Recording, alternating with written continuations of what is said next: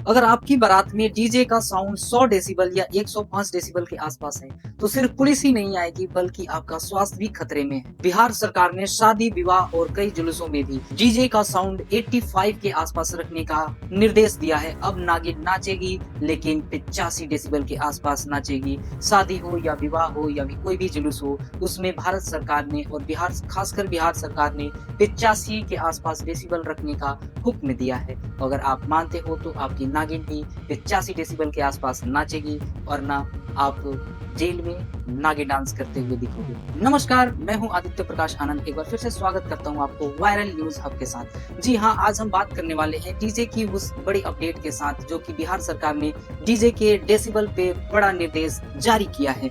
शादी, विवाह और कई जुलूसों में भी अगर हाई डेसिबल का यूज किया जा रहा है या डीजे के साउंड में हाई डेसिबल का यूज किया जा रहा है, तो कहीं ना कहीं आप बिहार सरकार के इस नए नियम का पालन नहीं कर रहे हो। अगर आप बिना किसी अनुमति का डीजे का इस्तेमाल कर रहे हो या किसी डीजे वाहन का इस्तेमाल कर रहे हो, तो वो गाड़ी अपराध के रूप में माना जाएगा।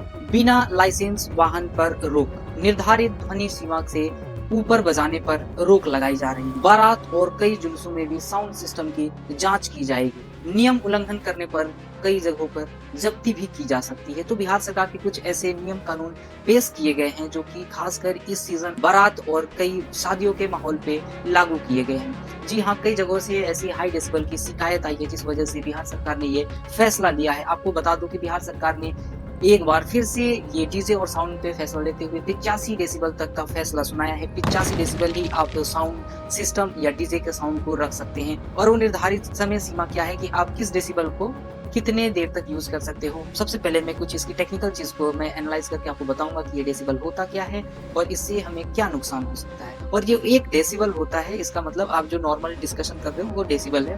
अगर आप डेसिबल में आते हो 2 डेसिबल, तो जो साउंड है ऑटोमेटिक वो 2 गुनी हो जाती है। अगर 60 डेसिबल की बात करें तो आवाज को 60 गुना बढ़ा देना ही वो एक डेसिबल कहलाता है। और यहाँ पे 85% डेसिबल यानी कि आप अपनी आवाज को, स्पीकर की आवाज या डीजे की आवाज को 85% आप बढ़ा रहे हो।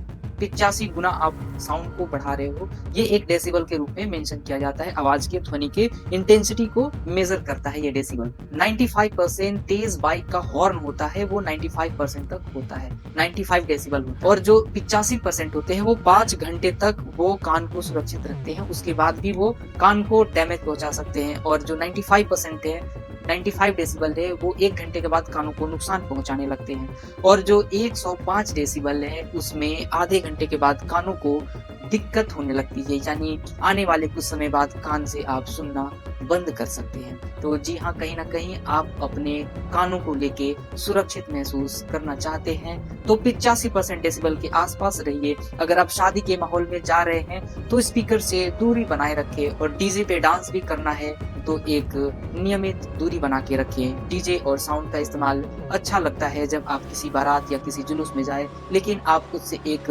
नियमित दूरी बना के रखें, जिससे आपके फ्यूचर में होने वाले कानों की समस्याएं ना हो। अगर एक्सपर्ट्स की माने तो 85 डेसिबल ये कानों के लिए सही है जब आप एक हैवी एरिया में रह रहे हो, या फिर एक मेट्रोपॉलिटन सिटी में रह रहे हो, या हैवी ट्रैफिक वाले एरिया में रह रहे हो।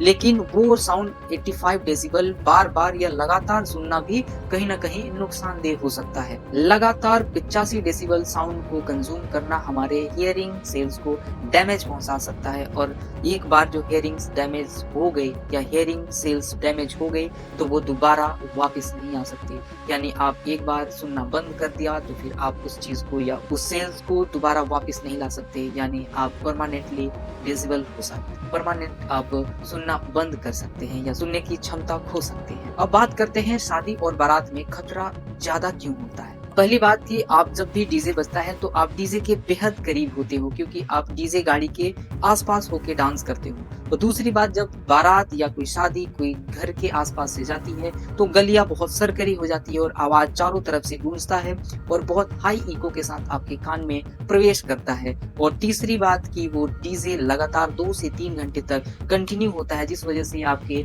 सुनने की क्षमता परमानेंट खो सकता है। ऐसी स्थिति में जो डेसिबल है 100 से 110 तक पहुंच सकता है और ये बहुत ही हार्मफुल डेसिबल है। कई मौके पे आपने आईपीएल में भी देखा होगा जो डेसिबल मेजर करते हैं 100, 114, 110, वो भी एक हाई इंटेंसिटी साउंड को रिप्रेजेंट करता है। किस प्रकार से स्टेडियम में हाई इंटेंसिटी वाला आवाज गूंज रहा है, ऐसी स्थिति में आप ज्यादा देर तक साउंड को कंज्यूम नहीं कर सकते हैं। इसी वजह से बिहार प्रशासन ने बारात और डीजे की मॉनिटरिंग पर जोर लगाया है। बिहार सरकार ने कहा है कि हम डीजे पे प्रतिबंध नहीं लगा रहे हैं, लेकिन एक प्रॉपर रूल्स को फॉलो करना बेहद ही जरूरी है। दिए हुए गाइडलाइंस के अनुसार आपका डेसिबल होना चाहिए, लाइसेंस वाली गाड़ी होनी चाहिए और निर्धारित समय सीमा भी होनी चाहिए। नियम तोड़ने पर सख्त कार्रवाई की जाएगी। अब सवाल ये है कि क्या लोग इसका पालन करेंगे? बारात और डीजे में होने वाले जो हाई डेसिबल इंटेंसिटी वाली साउंड है उसको कम करेंगे या फिर जब बिहार सरकार के लिए ये एक बड़ी चुनौती होगी। खुशियां मनाइए लेकिन कानों को कीमत मत बनाइए। याद रखिए आपके घर के आसपास, आपके पड़ोस में बच्चे हो सकते हैं या बुजुर्ग महिला या बुजुर्ग व्यक्ति हो सकता है जिसके कानों में ये हाई इंटेंसिटी वाला डेसिबल या साउंड खतरनाक हो सकता है।